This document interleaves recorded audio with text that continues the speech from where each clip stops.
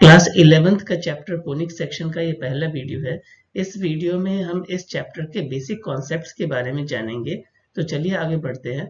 देखिए, हमने यहाँ पे दो लाइन ड्रॉ किया, एक ब्लैक कलर का जो लाइन है L और एक ब्लू कलर की जो लाइन है M। दोनों के बीच में एक पर्टिकुलर इंक्लिनेशन है अल्फा। मान लिया जाता है कि L लाइन को फिक्स रख के एक एक्सिस बना दिया जाए और M लाइन को थ्रू वर्टेक्स V रोटेट कर दिया जाए, तो ये एक तरह का कोण बनेगा। एक तरह का कोण बनेगा, जरा ध्यान दीजिएगा। हम मान लेते हैं कि हमने लाइन M को रोटेट कर दें अराउंड लाइन L। इस तरह से हम इसे रोटेट करें जिससे कि एंगल अल्फा जो है वो फिक्स हो जाए, वो कांस्टेंट रहे, उसमें हम कोई चेंज ना करें। तो जो सरफेस जनरेट होगा वो एक तरह का डबल नैप्ड राइट सर्कुलर हॉलो कोन बनेगा। डबल नैप, अब डबल नैप का क्या मतलब होता है कि ऊपर भी एक कोन बन जाएगा इस तरह का, इस तरह का, और नीचे भी एक कोन बनेगा इस तरह का। तो ये डबल नैप हो जाए, एक अपर नैप एक लोअर नैप, तो दो नैप बनेंगे और ये राइट सर्कुलर हॉलो कोन बन जाएंगे। राइट सर्कुलर इसलिए क्योंकि एक तरह का राइट एंगल यहाँ पे क्रिएट होगा। इस तरह का जो सेक्शन बनेगा वो डबल नैप कोन बनेगा। देख रहे हैं इस वीडियो में? देखिए, हमने रोटेट किया M लाइन को और L लाइन को फिक्स रखा। जब L लाइन को फिक्स रखेंगे, M लाइन को उसके एक्सिस के थ्रू रोटेट करेंगे तो हमें डबल इन्वर्टेड कोन्स मिलेंगे, जिसमें से अपर नैप वाला एक कोन होगा और लोअर नैप वाला दूसरा कोन होगा। V वर्टेक्स होगा हमारे पास, अल्फा एंगल है, M जो ये लाइन है जिसके अलोंग ये रोटेट हुआ है M, उसे हम कहेंगे जनरेटर लाइन। और जिस एक्सिस को कांस्टेंट हमने रखा है उस एक्सिस को हम नॉर्मल एक्सिस कहेंगे, यानी L लाइन जो है वो एक तरह का एक्सिस की तरह बिहेव करेगी। यहाँ पे हमारे पास पॉइंट V जो है वो वर्टेक्स है, L लाइन उसे हम कहेंगे axis of cone, rotating line M हो जाएगा, इसे हम जनरेटर का भी नाम देंगे। वर्टेक्स जो है, वर्टेक्स दोनों कोन को दो इक्वल पार्ट्स में, जिसे का नाम जो है नैपे कहेंगे, दो अपर नैप और लोअर नैप, तो दो कोन में इसे डिवाइड करेगा वर्टेक्स। तो देख सकते हैं ये जो दो कोन्स हैं, अब हम इनमें से कोनिक सेक्शन अलग अलग निकालेंगे। मान लेते हैं कि हमने एक प्लेन लिया, ये जो आप प्लेन देख रहे हैं ये वाला प्लेन, हमने इस प्लेन के थ्रू, हमने इस प्लेन का इस तरह से इस्तेमाल किया है कि ये कोन को कट कर सके। कट करके जो इंटरसेक्शन पॉइंट से जो डिजाइन आएगा, जो फिगर हमें मिलेगी, वो एक तरह का कोनिक का कुछ सेक्शन होगा। तो हम मान लेते हैं कि अगर हमने इंटरसेक्शन ले लिया प्लेन का किसी कोन के साथ, जैसे ये अपर नैपे में आप देख रहे हैं कि ये प्लेन है ब्लू कलर का और इसने इस कोन को इंटरसेक्ट किया या कट किया, तो इनका जो इंटरसेक्शन पॉइंट बनेगा उसे हम कहेंगे कि वो एक तरह का कोनिक सेक्शन क्रिएट हो जाएगा। इसीलिए कोनिक सेक्शन है क्या? कोनिक सेक्शन एक तरह का कर्व है, जरा ध्यान दीजिएगा। कोनिक सेक्शन एक तरह का कर्व है जो ऑब्टेन किया जाएगा कब? जब इंटरसेक्ट होगा कोई right angle, right circular cone by a plane. यहाँ पे प्लैनेट लिखा हुआ है लेकिन यहाँ पे प्लेन आएगा, यानी अगर कोई प्लेन किसी कोन का कोई भी पार्ट को कट करता है तो इन दोनों के कट होने पे जो इंटरसेक्शन कर्व बनता है वो एक तरह का कोनिक सेक्शन कहलाता है। यहाँ पे ध्यान दीजिएगा, यहाँ पे जो प्लेन है, प्लेन और वर्टिकल एक्सिस, जो वर्टिकल एक्सिस ये वाला जो एक्सिस है, वर्टिकल एक्सिस के बीच में जो एंगल आपको जो दिख रहा है, ये बीटा एंगल, बीटा एंगल आपको जो दिख रहा है, ये बीटा एंगल ये है इंटरसेक्शन एंगल की वजह से एंगल बना हुआ है। तो बीटा हम मान लेते हैं कि बीटा एक तरह का एंगल है made by intersecting plane with the vertical axis of a cone. ये एक्सिस जो है एक तरह का वर्टिकल एक्सिस है। और अल्फा एंगल के बारे में तो हमने पहले ही जाना हुआ। तो इंटरसेक्शन ऑफ अ प्लेन, इस बात को ध्यान दीजिए, intersection of a plane with a cone can take place either at vertex. जरा ध्यान दीजिएगा, हालांकि इस फिगर में वर्टेक्स पे नहीं किया गया इंटरसेक्शन, इस फिगर में तो वर्टेक्स के ऊपर अपर नैपे पे इंटरसेक्शन है। लेकिन ऐसा भी हो सकता है कि इंटरसेक्शन जो है इस प्लेन पे, इस कोन पे, या तो वर्टेक्स पे हो, या तो वर्टेक्स पे हो, या तो नैपे पे हो। यहाँ पे अपर नैपे पे है, क्या पता या फिर दोनों ही नैपे पे हो।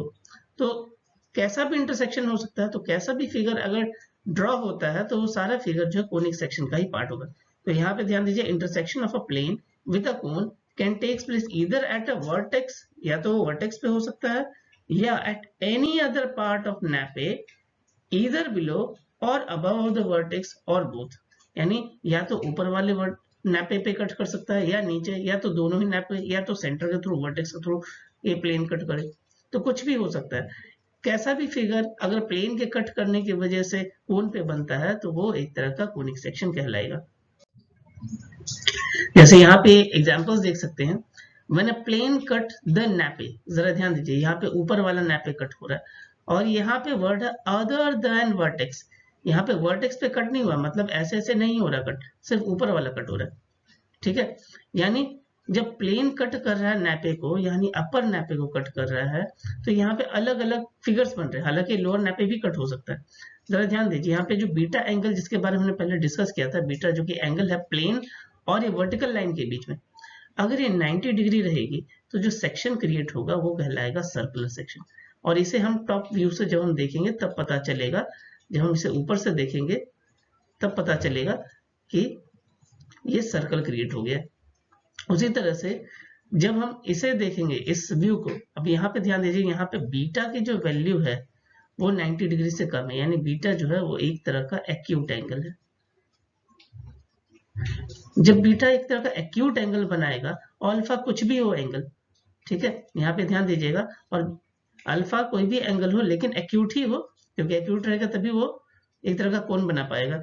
अगर बीटा एक्यूट एंगल है और बीटा अल्फा से ज्यादा है लेकिन 90 डिग्री से कम है, तो जो सेक्शन क्रिएट होगा वो उसे सेक्शन को हम एलिप्स कहेंगे, ठीक है। इस प्लेन को कट करने की वजह से जो सेक्शन बना उसे हमने एलिप्स कहा। और जो तीसरा फिगर आप देख रहे हैं, इसमें अल्फा और बीटा दोनों बराबर है। जब अल्फा और बीटा दोनों बराबर रहेंगे तो ये जो प्लेन है और ये वाली लाइन ये एग्जैक्टली पैरेलल हो जाएगी, और जब ये लाइन एग्जैक्टली पैरेलल हो जाएगी तो ये वाला प्लेन सिर्फ एक ही नैप को एट अ टाइम काट सकेगा। ये जितनी भी लाइनें आप देख रहे हैं, ये जितने भी जो प्लेन जो फिगर बना रहा है वो एट अ टाइम एक ही नैप को कट रहा है, दोनों नैप नहीं कट पा रहे हैं इसमें। तो इसीलिए यहाँ पे पैराबोला फिगर बनेगा, यहाँ पे एंगल अल्फा और एंगल बीटा बराबर हो जाएगा। यहाँ पे इस फिगर में आप देख रहे हैं कि एक प्लेन दो नैपे को एक साथ कट कर रहे हैं, लेकिन इस केस में क्या होगा कि एंगल बीटा होगा ऐसा एंगल जो अल्फा से तो छोटा होगा, लेकिन अल्फा से छोटा होने के बावजूद बीटा जो है 0 के बराबर भी हो सकता है या फिर 0 से बड़ा भी हो सकता है। तो इस दौरान जो फिगर बनेगा वो एक तरह का हाइपरबोला बनेगा, जो कर्व बनेगा वो एक तरह का हाइपरबोला बनेगा। ये कर्व जब प्लेन और कोन्स के इंटरसेक्शन से बना हुआ होगा, तो इसीलिए इस नैपे का यहाँ पे ध्यान दीजिएगा, यहाँ पे दोनों नैपे इंटरसेक्ट होंगे। अब आगे हम बढ़ते हैं डीजेनरेटेड कोनिक सेक्शन। इससे पहले तो जेनरेटेड कोनिक सेक्शंस थे, अब यहाँ पे वर्ड आ रहा है डीजेनरेटेड कोनिक सेक्शन। इस सेक्शन में क्या होगा, यहाँ पे कोनिक्स को नहीं काटे जाएंगे, लेकिन हाँ कोनिक्स को डिवीजन होने के लिए प्लेन का इस्तेमाल किया जाएगा। जैसे देखिए यहाँ पे वर्टेक्स के थ्रू प्लेन का इस्तेमाल किया जा रहा है दोनों कोन्स को सेपरेट करने के लिए, अपर नैप और लोअर नैप को। लेकिन जब सेपरेट करेंगे तो बीच के तो बिंदु छोड़ देगा वो, ये जो बिंदु है जिसे हमने कहा वर्टेक्स, तो यानी ये प्लेन ने इन कोनों को वर्टेक्स पॉइंट पे काटा है, यानी इंटरसेक्ट किया। यानी यहाँ पे हम कह सकते हैं कि यहाँ पे अल्फा और बीटा दोनों तो एंगल होंगे, लेकिन दोनों ही एक्यूट एंगल हो सकते हैं। लेकिन बीटा की ऐसी टेंडेंसी है कि वो 90 डिग्री भी बन सकता है, यानी एंगल बीटा जो है 90 डिग्री भी हो सकता है, ठीक है। 90 डिग्री किससे, एक ये जो वर्टिकल लाइन और ये वाला एंगल, ये 90 डिग्री, यहाँ पे देखिए ध्यान दीजिए, यहाँ पे 90 डिग्री बन रहा है। तो 90 डिग्री की वजह से जो सेक्शन क्रिएट हुआ है, ठीक है, इस सेक्शन को हमने कहा पॉइंट, क्योंकि यहाँ पे जस्ट पॉइंट पे ही इंटरसेक्ट हो रहे हैं, ठीक है। अब यहाँ पे ध्यान दीजिए, नेक्स्ट वाला जो फिगर हम देख रहे हैं, राइट साइड वाला फिगर, ये वाला फिगर, इस फिगर में आप देख रहे हैं कि ये प्लेन एग्जैक्टली पैरेलल है इस लाइन के। आप ध्यान दीजिएगा, इस लाइन के एग्जैक्टली ये पैरेलल है इस वाली लाइन के। जब ये प्लेन एग्जैक्टली पैरेलल होगा इस लाइन के, तो यहाँ पे अल्फा और बीटा दोनों बराबर हो जाएंगे, अल्फा और बीटा एंगल दोनों बराबर हो जाएंगे, क्योंकि ये दोनों एक तरह से वर्टिकली अपोजिट एंगल हो जाएंगे। इस केस में आपको ध्यान देना है, यहाँ पे स्ट्रेट लाइंस जनरेट होगा, स्ट्रेट लाइंस, एक ही लाइन होगी, यहाँ पे पेयर नहीं होगा, यहाँ पे एक ही लाइन जनरेट होगी जिसे हमने कहा स्ट्रेट लाइन। तो ये भी एक तरह का कोन का सेक्शन कहलाएगा। इस फिगर को आप ध्यान से देखिए, यहाँ पे बनेगा केस डीजेनरेटेड हाइपरबोला का। इससे पहले वाला जो केस बनेगा उसमें वो नाम कहलाएगा डीजेनरेटेड पैराबोला, यहाँ पे नाम आएगा डीजेनरेटेड हाइपरबोला। इस केस में क्या होगा, यहाँ ध्यान दीजिएगा, बीटा जो है 0 डिग्री हो सकता है, ठीक है, बीटा 0 डिग्री के बराबर होगा, लेकिन बीटा जो अल्फा से कम होगा, ठीक है। यहाँ पे बीटा जो 0 डिग्री के बराबर 0 डिग्री के बराबर, ठीक है, लेकिन अल्फा से कम होगा, यानी अल्फा का वैल्यू ज्यादा होगा एंगल के। और यहाँ पे जो लाइन बनेंगे वो हाइपरबोला वाले लाइन बनेंगे, या फिर आप कह सकते हैं यहाँ पे pair of intersecting straight lines बनेंगे, जिसे हम पेयर ऑफ लाइंस में पढ़ेंगे, पेयर ऑफ लाइंस। इस केस में ध्यान दीजिए कि यहाँ पे बीटा की कोई ना कोई वैल्यू रहेगी, यानी बीटा जो है 0 यहाँ पे नहीं होगा, यहाँ here in this case beta is not equal to 0। लेकिन दोनों ही केसेस में पेयर ऑफ लाइंस जरूर बनेगी। इसमें भी आपको ध्यान दीजिए, ये जो बोल्ड लाइंस आपको दिख रही है, एक ये वाली लाइन और एक ये वाली लाइन, ये दोनों लाइन जो है, और इसमें भी आप ध्यान दीजिए, एक ये वाली लाइन और एक ये वाली लाइन। तो ये दो लाइंस है हमारे पास, पेयर ऑफ लाइंस है, इसीलिए यहाँ पे पेयर ऑफ लाइंस बन रही हैं, क्योंकि प्लेन जो है इस हिसाब से काट रहा है जिससे कि एंगल बीटा जो है 0 डिग्री से तो बड़ा है, लेकिन अल्फा से छोटा है।